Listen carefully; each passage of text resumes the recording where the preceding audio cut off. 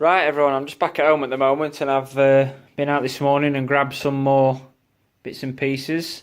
So from the garden centre, I've got a couple of bits such as these red baron onion sets and the Stuttgarter ones. As you know from the previous video, I've also grown some in some cell trays. I got a couple of climbers, a couple of roses, they've got a bit of scent on them. And these are going to go behind the bench on plot 2. I'm going to create a trellis which they can climb up and overhang and create a nice bit of fragrance around the plot. I've also got some potatoes. These are first earlies, Pentland Javelin and Casablanca. I'm going to give those a try this time. I've never grown Casablanca, I usually get foremost, so I'm opting for something different. But also I'm going to get some second earlies and I've already started. These are Estima and I'm going to chit those in a minute. I'll show you how I do those. And also I'm going to have a go at growing some dailies this year. Now this looks a beauty, this one, and it's called Black Touch, and it's kind of like a bit of a spiky one, but it looks really nice. And also I've got myself some gladioli. Now what I'm going to do with these is just set these off in pots to start with, and then I'll transplant them to the final growing position later on in the spring. But they look really nice, and these come in a variety of colours, mainly the purples and the oranges. I've got a couple of trays as well, just for some plants to go in. And these trays here, pretty much it's just so I can put some pots on, and they've got no holes in, so the water's not going to escape. So a bit of a productive morning then. So I'm about to start chitting my potatoes then, something which I normally do around about early February. And basically that's just to encourage the potatoes to start producing a bit of sprouts from the eyes which come out of the potato. Now as you can see, this one has already started, so that's okay. And you've got a blunt end and a growing end, and usually the blunt end is where this was attached to the mother plant, and the eyes, which you can see all the little bits of stub sticking out, this is where the shoots will grow out, creating then its own tubers. So all I'll do is I'll just plot these in here. I think egg trays are great because obviously they fit right nicely and the potatoes slot in very well. You can also use the cell trays, they do a good enough job of doing the same principle and idea. But I just like to use these because I usually end up with quite a few. And I can use the cell trays for doing my seeds. So these are a very good batch. Just make sure they're all nice and firm and there's no soggy or rotten ones. You get 8 in a pack, so perfect really. I'll just keep an eye on that one. It's got a bit of a bit coming out of it there, but feels solid enough. And what I'll do is I'll just label them. These are called Estima second early, so I'll just put a little note in there. Bit of a growing tips what they give you as well. The second early tells you how far to space them apart, what depth to plant them at, how you can prevent scab, etc. When to harvest, when to plant. So it's a good little bit of information there for like early novices who don't know or who are just starting out growing things. But for people who already know how to do the potatoes, you can learn a couple of other bits and pieces as well. So you're never too experienced to learn, you can learn stuff every day. These I'm going to put in the egg trays, usually get about 30. And I suspect with it being 2.5 kilos per bag, I'll easily fill a tray up, maybe a bit more. So that's a bit of a video of today then.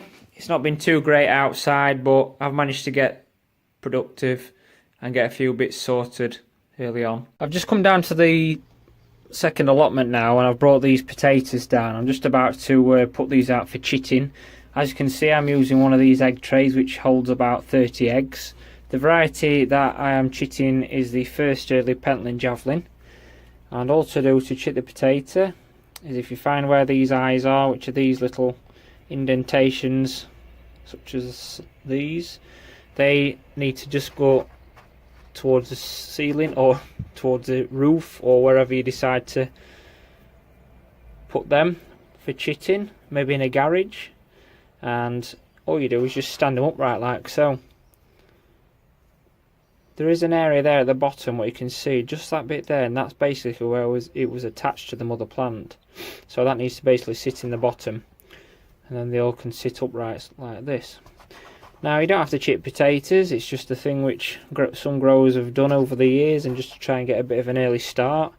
And also you can determine how many shoots you want to grow from a potato. So if you have 4 or 5 chits, then you'll probably get a lot of little potatoes. If you just have a couple of sprouting chits such as these here, you may get less but bigger potatoes. So it's really about what you're after yourself, really.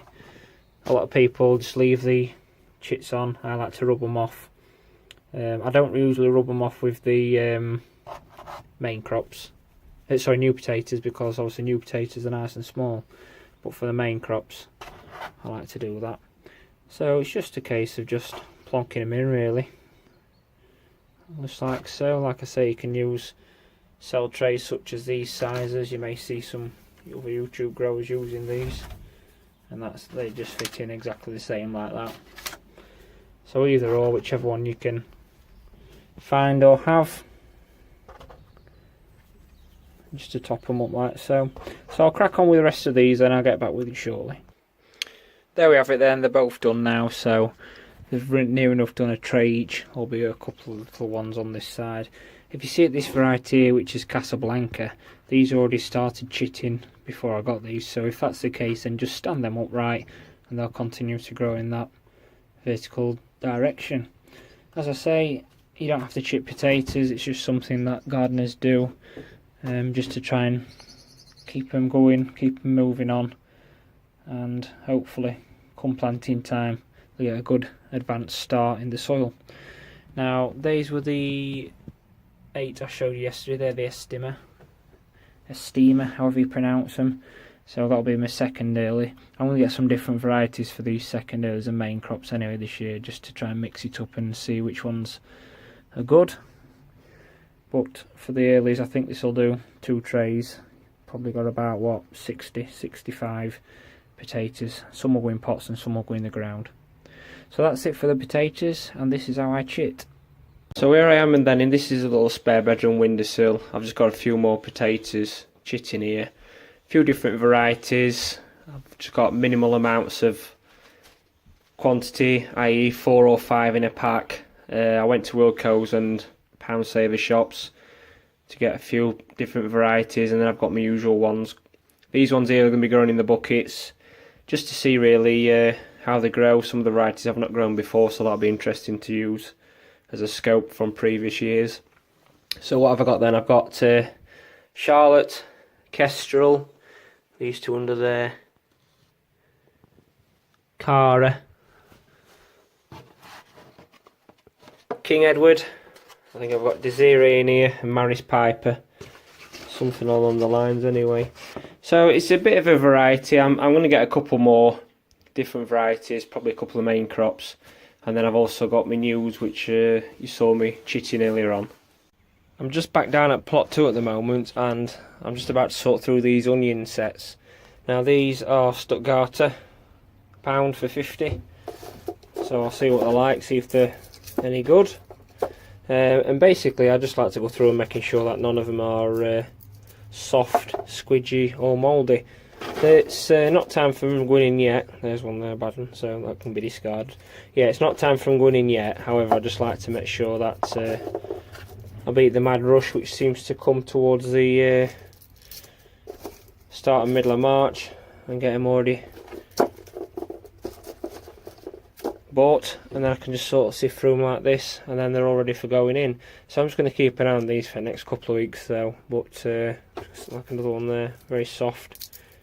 Sift through and make sure they're alright. If they are soft, get rid of them. You don't want any diseases spreading to the rest of them, and then they should be ready to go in about middle to end of March up here in Yorkshire. I'm just in the garden at the moment, and just a quick update on the tomatoes and stuff. Here we are. They've put on some great growth in the last couple of weeks. Peppers have, and the leeks too. So I'm just going to put these on now. These are quite leggy as they look like at the moment, but once they go in the new individual pots, plant them up a bit taller, keep the stems in deeper. They'll soon take, and I'm going to put these outside in the little grow tunnel, and then if it's cold at night I'm just going to bring them in, and then you should be fine. Now I've got this basically from a firework I got last year, and it's great for making holes in.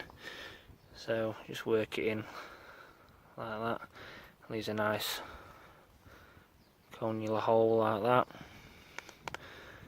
So I'm just going to keep making all these like so.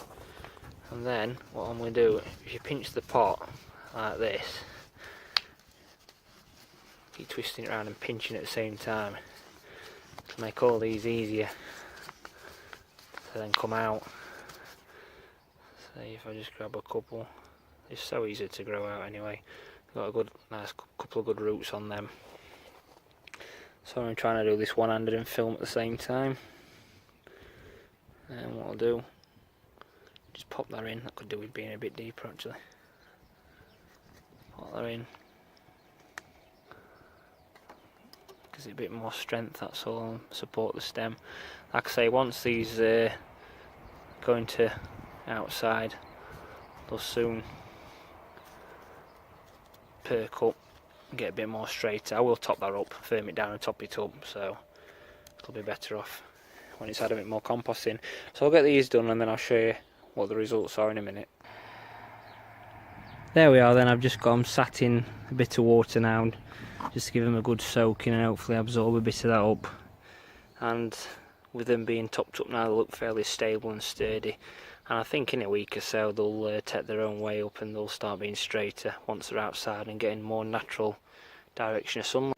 Right then, another bit of seed sowing going off here, and I'm about to sow some brassicas. These being cabbage, golden acre, which is a round summer football size cabbage, and the other one is cauliflower all year round. Now as you can see, I've already done the holes, so I'm just going to drop one seed into each one, and then I'll cover it up, give it a good watering, and then make sure I label it. Hopefully the seeds will be up within about 7 to 10 days being brassicas. I'll just add it to the windowsill as I've started off previous ones. In the greenhouse at the moment down at plot 2, and the weather outside is absolutely terrible. Storm Freya's about to arrive, so I've just been pottering about in here doing a couple of jobs. I brought some potatoes in this little pop-up greenhouse just to chit, and I've also been getting my broad beans sown and also some sweet peas. If you look from above then, you can see the little sweet pea seeds inside, and what I've done is just made a hole probably up to the first knuckle of my finger, drop the seed in, cover it up as such, and then give it a good watering in. Just doing this quickly while I show you. I've already pre-done a couple there, sown some more broad beans in there, but as you can see the raw beans, and these are 2 to 3 inch pots. Put them on the side, and then I just pop them in just enough to bury them like so.